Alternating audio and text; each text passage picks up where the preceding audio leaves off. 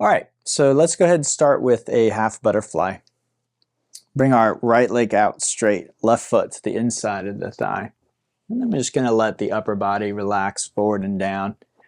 Let gravity take over. We're looking for a stretch in the back of the right thigh. Okay. And again, our upper body, we can just relax that. Feel free to use support under your left knee, forearms, or forehead. Some people also like sitting on a block. But remember, you still want to feel the stretch here. Okay.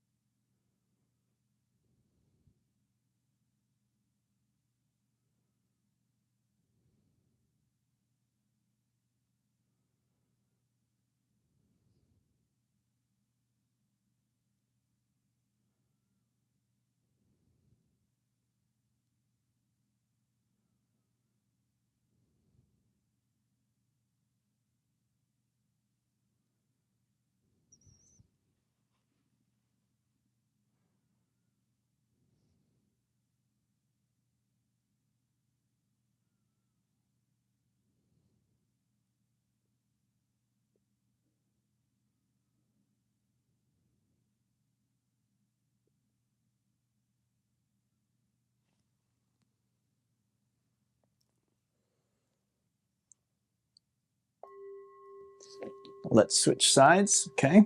So left leg is straight. Right foot to the inside of the thigh.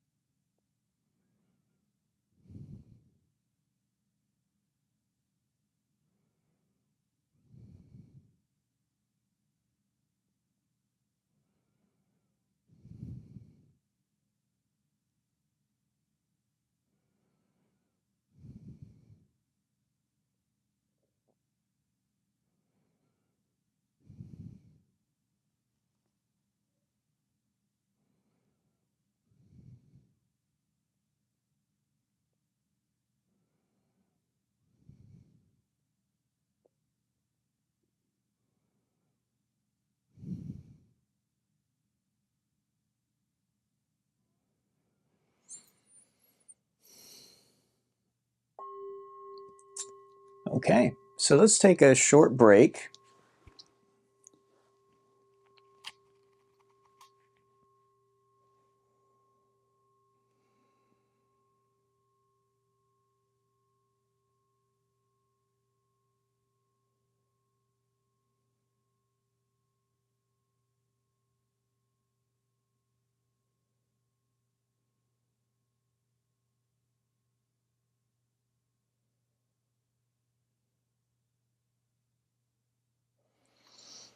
And then we'll bring our legs in, give them a little squeeze, shake it off with a little bit of movement.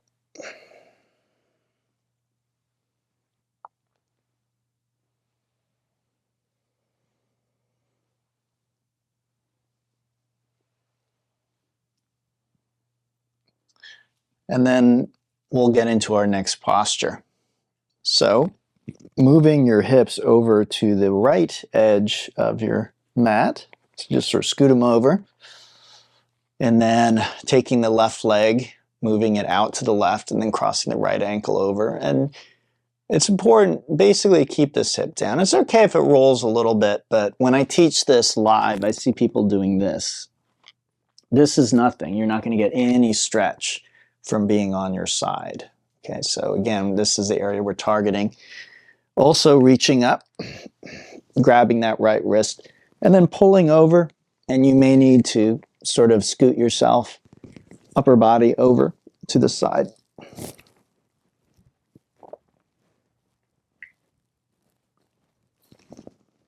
Okay, and so again, we're looking for that stretch over here in our right waist and ribs.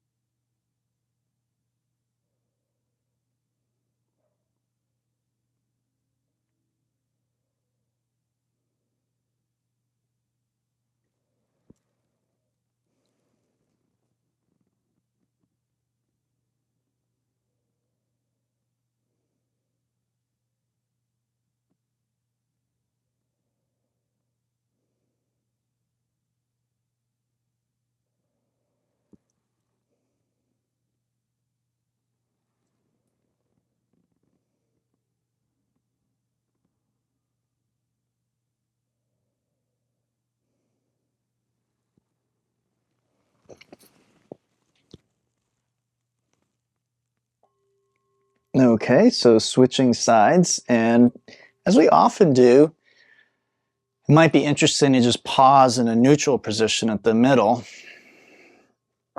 See if you can feel a difference between both sides. Hopefully you can. Even if you can't, it's okay. it's not a bad idea to check anyway, because even if today you don't feel a difference, one day you might, and that can be the start of a sort of a deeper awareness about your body, a deeper kind of connection and awareness to your embodied experience. Let's move our hips over to the other side, and we'll do, it's called banana pose or banana asana. We'll do it on the other side.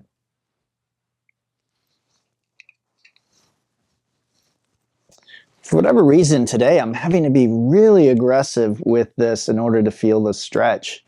And I experienced something new today on that first side, which was actually, I felt the stretch on the one side, but I also actually felt compression for the first time on the other side. That's how aggressive I had to be. I don't normally feel that. What that may mean for me, at least in that one direction, on that one side, I might actually be reaching the limit of my range of motion. Generally, there are two things that limit our range of motion. One of them is tension, which is the stretching. So if I have tension here, the muscles will only allow me to go so far before they, would be damaged if I continued going further. And usually you don't have to worry about that. For most people, it's just you can't go any further than what you can safely do. That's where you're feeling the stretch. That's as far as you can go. Sure, if you're super aggressive or someone is pulling you or you're doing some move with a lot of momentum, you might actually damage the muscle tissues. It happens. It's called a pulled muscle or strained muscle. But especially with this kind of class, that's extremely rare. I don't even know if it happens in yin, but I'm just going to assume it can happen because that is something that can happen to a muscle. But the other aspect that usually is overlooked in teaching in yoga is the compression. So when two bones meet, in this case, the crest of my ilia and my lowest ribs, when they get close enough, they begin kind of crunching the muscle that's between them. And a little bit of that crunching is fine, a little bit of compression is fine, but at a certain point, that starts to become dangerous. So as I try to emphasize in these classes, safety is first. So while most of the time we might be limited by the amount of stretching that our muscles will allow us, in certain postures and at certain times, we're limited by what is actually safe. So again, if I start to really aggressively compress these tissues in my side, then even though I may still be getting a stretch here, and that might be pleasant and enjoyable, at a certain point it may no longer outweigh the benefit. The benefit of that may no longer outweigh possible damage that I'm creating here. Now, I don't want to over exaggerate that. Again, most of the time we're going to be safe, but it's just worth knowing that there's these two sides. There's a stretch and there's also compression that can happen. Okay, let's come on out of that and we'll rest for a moment.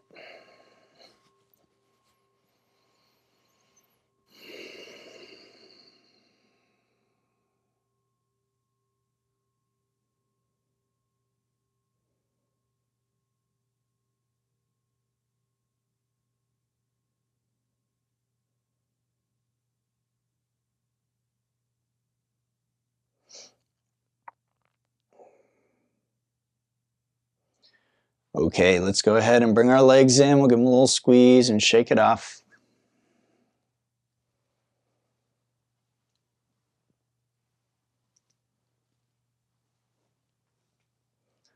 And then we'll hinge up.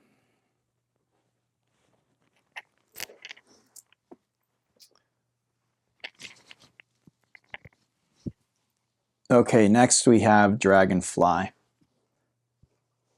So the legs are straight and wide, pretty much as wide as they'll go. And then we just want to come right down the center and we're looking for a stretch in here. These are the groin muscles, also known as the adductors. Again, this is one where you may want some support and you're free to use it, but just remember that we don't want to lose that by having too much support.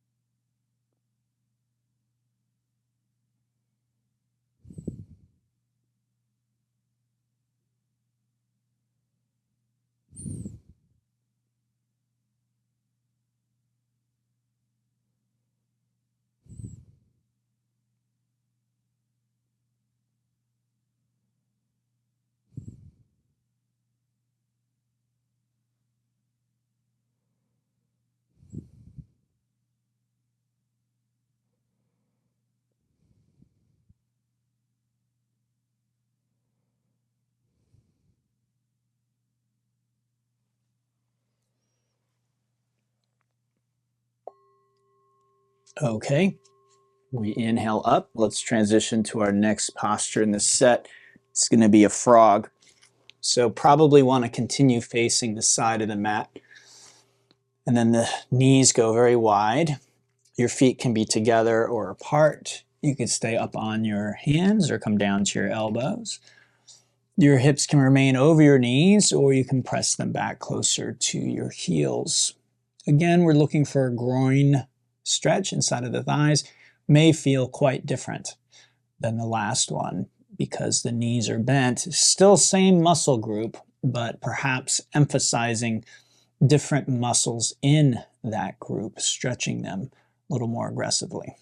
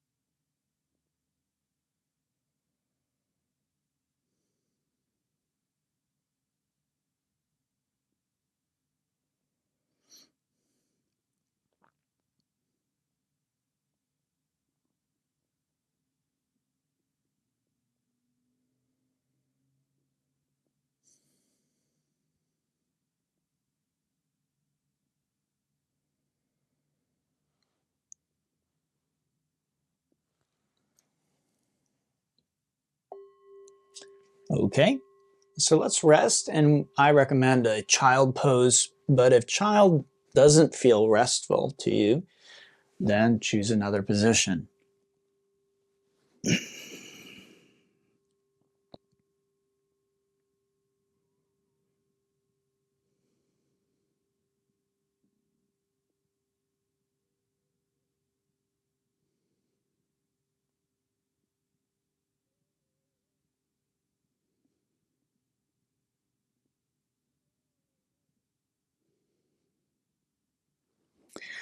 The next inhale, let's come up to a tabletop, and we'll do a little bit of the marauding bear or bear pose here. So just like a cat-cow, but with a little more variety mixed in. Shoulders, neck, torso, and the hips. And then the down dog, which is more about your legs than anything. But your legs include your toes and your feet and your ankles. So again, you can kind of do these presses into the ground here. Okay, so sleeping swan is next. Let's bring the right knee forward. The foot comes to the left side of the mat. Now the knee can be straight ahead out to the right. The foot can be flexed or pointed. It can be close to your hip or pulled up so that your shin is closer to parallel with the front edge of the mat. Okay. The hips can rock to the left or the right, and you're welcome to stay up if you like, if that feels good. But most people prefer to come down to their elbows. Okay.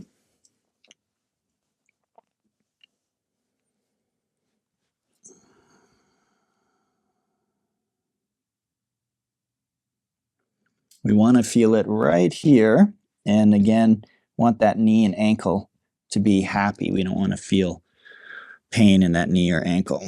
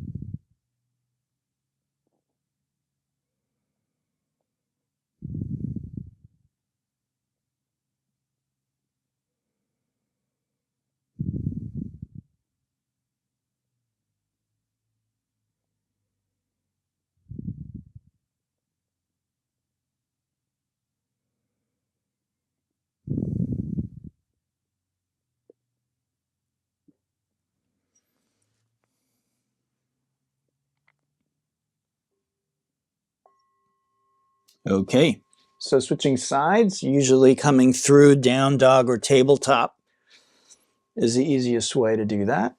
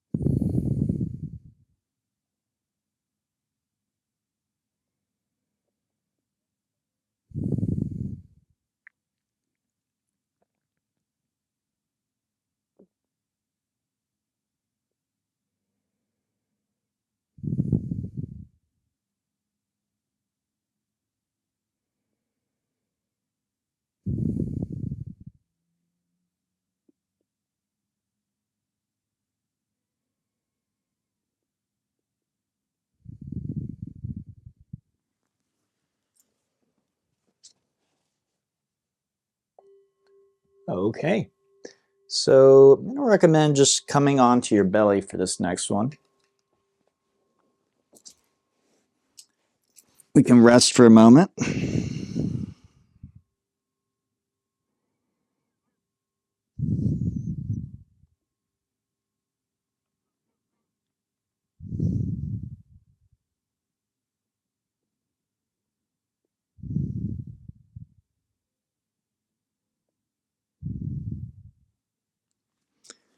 And then our next posture is Sphinx or Seal. So propping yourself up on your elbows will put you into a Sphinx.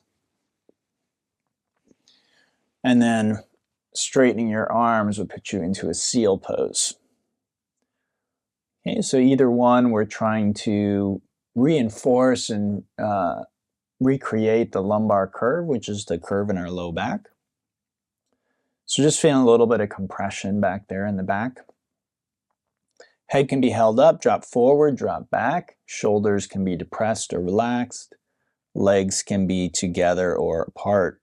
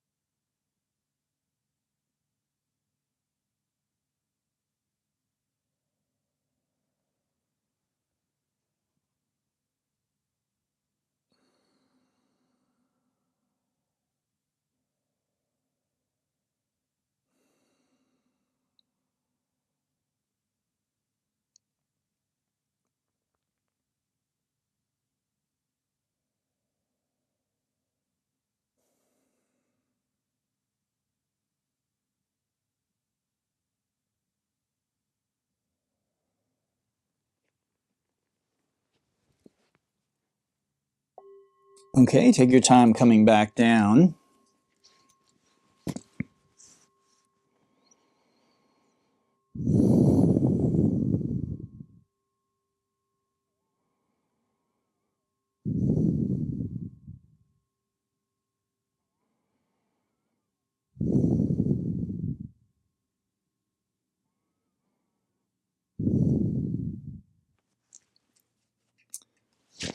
And for this next pose, you're going to have two choices. Again, the name of this sequence is Gentle Yin. So you can choose the one that is easiest for you. The most easy thing, I think, is just to repeat what we just did. If you had your arms bent, maybe you feel warmed up, you can straighten your arms this time. Again, things like bringing your legs together or apart will change it, so you can explore a different variation. If you'd like, you can do this other posture, which is the saddle pose. So coming up and back, you can sit on your heels, between your heels, or on a block, okay? And then from here, if you feel a stretch in the front of your thighs, just stick with that. That's a good therapeutic stretch. It's it's benefiting you. But if you don't feel that stretch, then my recommendation is come to your hands. If that feels okay, try the elbows. And if that's okay, you may be able to lay back onto a block, a bolster, the crown of your head, or maybe all the way back onto your back. Now, I don't know if you can see, my knees are off the ground. And for whatever reason, I think a lot of teachers will tell you things like you shouldn't have your knees off the ground or those types of things. So students get very nervous. They think like there's something really dangerous about that. There isn't inherently. Okay, so if your knees are up, and again, you feel safe, then chances are you are. And I say chances are because that's just reality. We only have so much information. No one can guarantee your safety.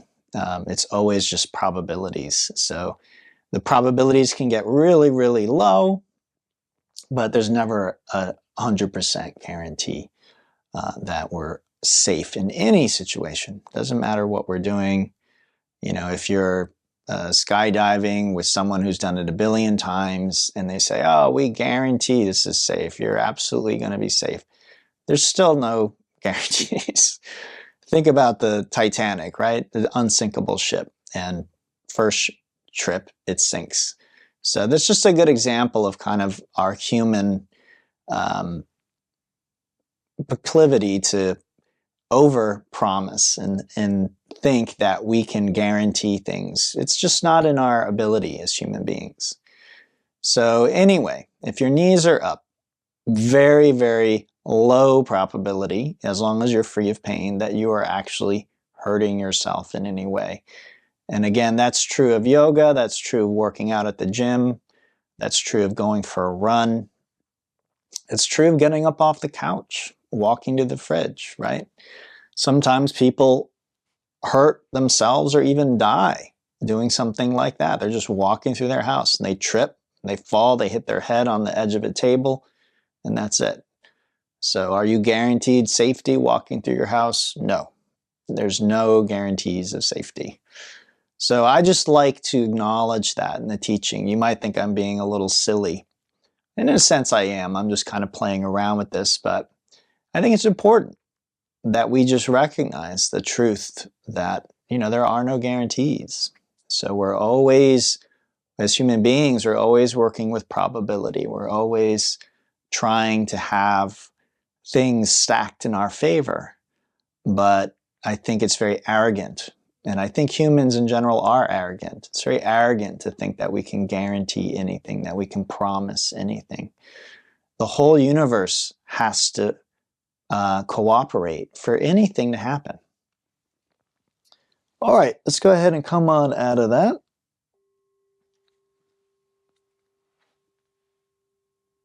Let's rest for a moment.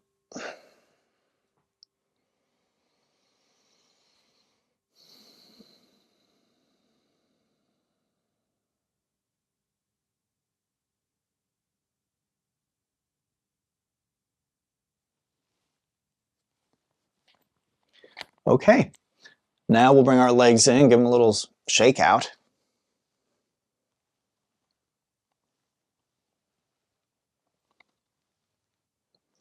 And then right knee over the left. You can lock the ankles if you want, but you don't have to. And then we just take those knees down to the left. And you can play around with your arm, head, and leg position to give yourself the best twist. Now, best doesn't mean deeper, and best doesn't mean most comfortable. But sometimes deeper is better, and sometimes more comfortable is better. Just sort of depends. Okay, this again is targeting the spine primarily. We're bringing the spine to what's called rotation. But as we do that, it tends to stretch the muscles in the front of the chest, in the back, our sides, the abdomen, and even the hip. So you might feel those areas stretching as well.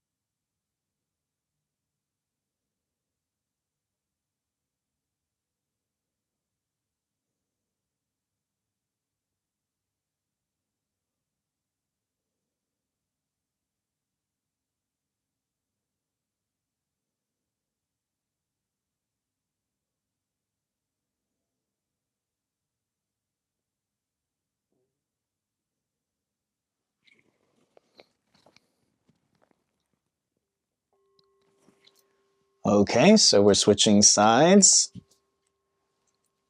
This is twisted roots. It should be fairly straightforward, fairly easy. Again, that's part of my thinking with this sequence.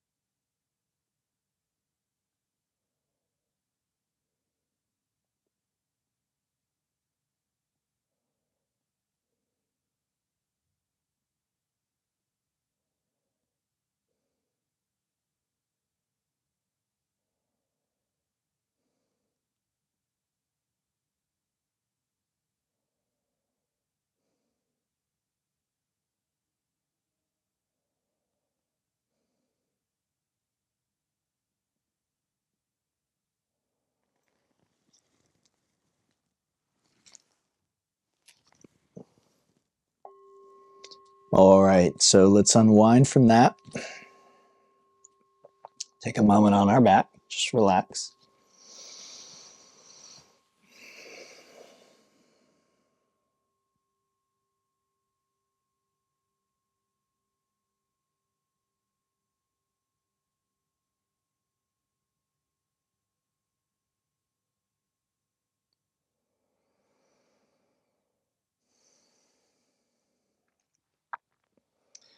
And then we can bring those legs in, shake it off a little bit as a counter stretch.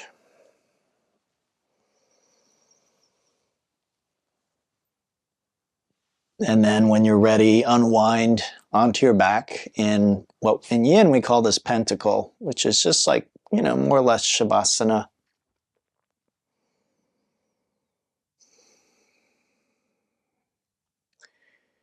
If you have a phone or timer nearby, set that for 6 minutes, which is 10% of the class.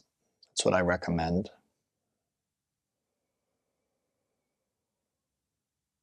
And just allow your body to be still and relaxed for the next 6 minutes.